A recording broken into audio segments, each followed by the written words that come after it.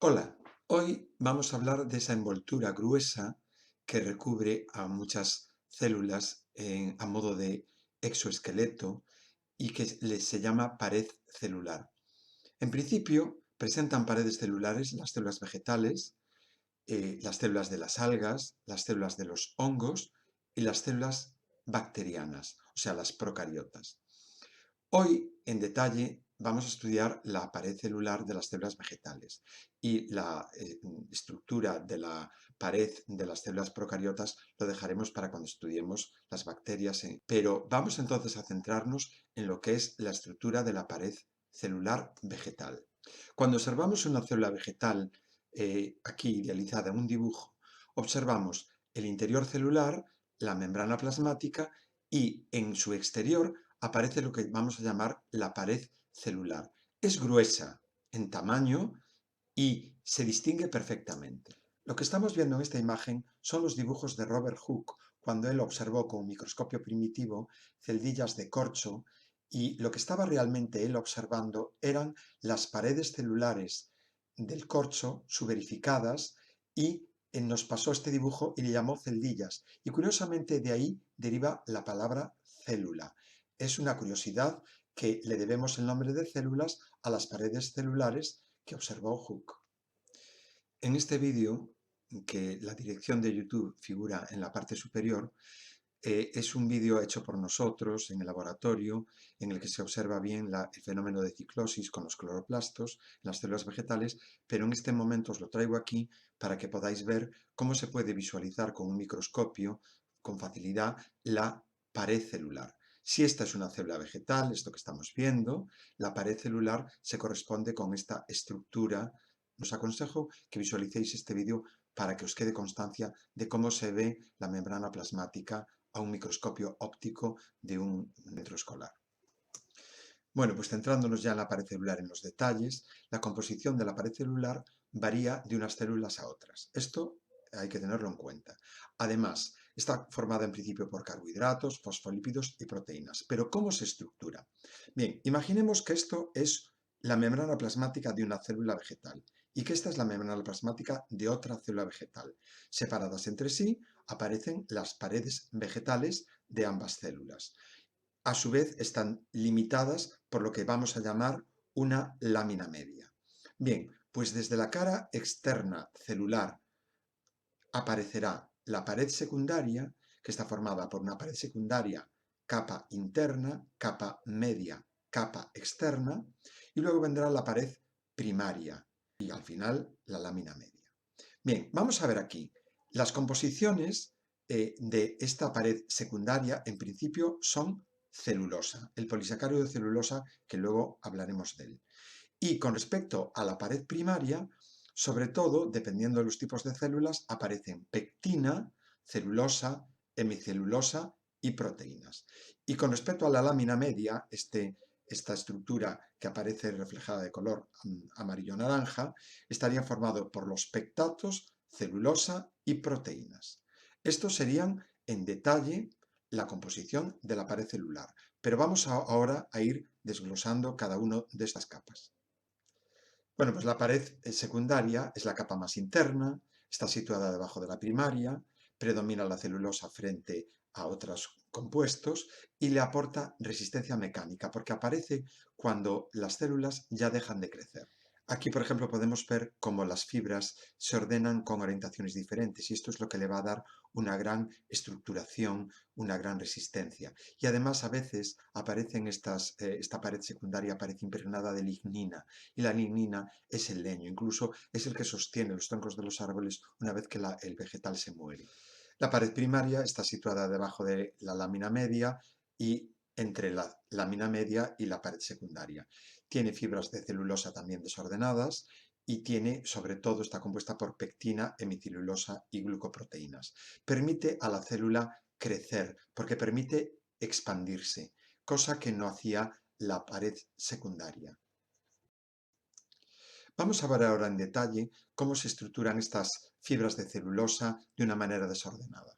Antes de nada, recordar cómo era la celulosa. Recordad que era un polímero de la beta-glucosa, unido por enlace beta 1,4. Y que esto era muy importante en nutrición porque al carecer del enzima necesario para romper el enlace beta 1,4 constituye lo que se llama la fibra vegetal y eso es muy importante en nutrición para el tránsito intestinal. Bien, ¿cómo se colocan estas estructuras fibrilares de modo desordenado? Pues bien, estos polímeros se unen débilmente formando unas microfibrillas de celulosa. Y estas microfibrillas de celulosa en la pared primaria, incluso en la pared secundaria, se colocan de una manera entrecruzada y además están intercaladas por pectina y por otras proteínas, incluso por hemicelulosa, que le van a dar una estructura que va a hacer que realmente la pared celular funcione como un auténtico exoesqueleto. Es una pared muy rígida y por lo tanto muy funcional a la hora de proteger a las células. Aquí, en esta fotografía del microscopio electrónico de transmisión, podemos ver la lámina media, que es ese espacio que separa las dos paredes primarias de ambas células vegetales, una a cada lado. Esta es la lámina media. Pues bien, esta lámina media está fundamentalmente formada por pectina, pero cuando la célula muere, por ejemplo en el xilema, se puede también acumular lignina y darle esa rigidez propia del xilema. Pero claro, la pared celular lo que no puede hacer es dejar aisladas totalmente las células. Las células necesitan una comunicación entre sí, necesitan pasar nutrientes, agua, etc.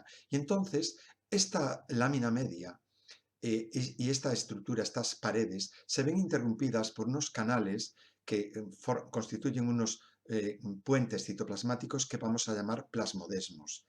Aquí lo podéis ver en detalle, cómo una célula se comunica con la otra célula a través de la pared celular mediante estos puentes citoplasmáticos o plasmodesmos. Por ejemplo, esto justificaría cómo los virus vegetales pueden pasar de una célula a otra, por esta especie de canales. Y donde aparecen estas estructuras como adelgazadas de la pared se denominan punteaduras. Aquí podemos ver en detalle cómo aparecen estos plasmodesmos y estas punteaduras a lo largo de la pared primaria y de la lámina media. Este es el canal de comunicación entre dos células vegetales.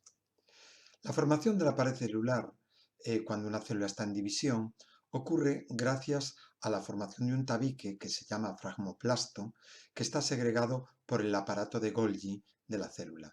Este fragmoplasto va a hacer como de andamiaje para que se sitúe aquí la nueva pared celular y por lo tanto las células pasen a estar individualizadas después del proceso de mitosis una con respecto a la otra.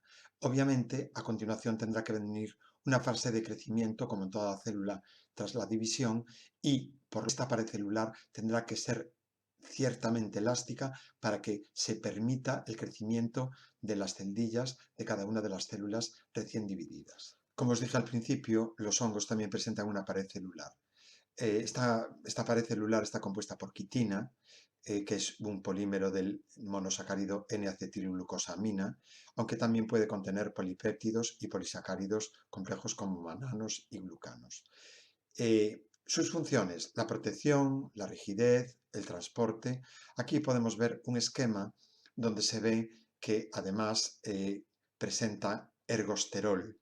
En la membrana plasmática aparece el ergosterol como elemento diferencial. Y este polisacárido, este muro, esta pared, realmente está formada por el polisacárido quitina. Por último, aunque será objeto de estudio más en profundidad, las bacterias también presentan una pared celular y está fundamentalmente compuesto por peptidoglicanos. Lo que pasa que dependiendo de los tipos de bacterias, podríamos hablar de dos grandes grupos de bacterias, las bacterias gram positivas y gram negativas, que van a diferenciarse sobre todo en el espesor de esta capa de péptidoglicano que se ve que es más grueso en las bacterias gram positivas, pero a mayores las bacterias gram negativas contienen una bicapa lipídica con otros elementos que le van a dar curiosamente más resistencia a los antibióticos. Además aparecen también otros compuestos como los ácidos teicoicos, etcétera, pero repito, esto va a ser objeto de unos estudios más en profundidad cuando hablemos de bacterias. Bien, a modo de resumen, recordad que la pared celular la presentan las células vegetales y las algas, los hongos y las procariotas, cada uno con unas composiciones diferentes. ¿Y qué presentan las células eucariotas animales?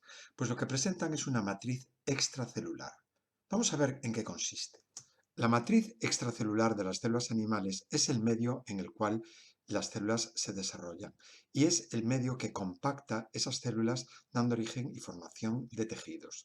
La red de materiales extracelulares está secretadas por las células y está fundamentalmente formadas por polisacáridos y proteínas. ¿Qué proteínas? Fundamentalmente el colágeno, la elastina, la fibronectina, etc.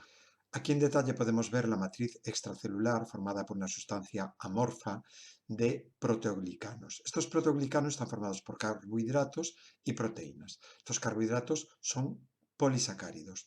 Y esta estructura amorfa está surcada por fibras de colágeno, que son los que le conceden una resistencia importante, la elastina, que no figura en esta imagen, que le da elasticidad, y la fibronectina, que le da adherencia. Por lo tanto, esta matriz extracelular rellena los espacios intercelulares, le da consistencia para formar tejidos, también participa en la migración de células y de alguna manera ayudan a formar ese todo, esa unión que son los tejidos celulares.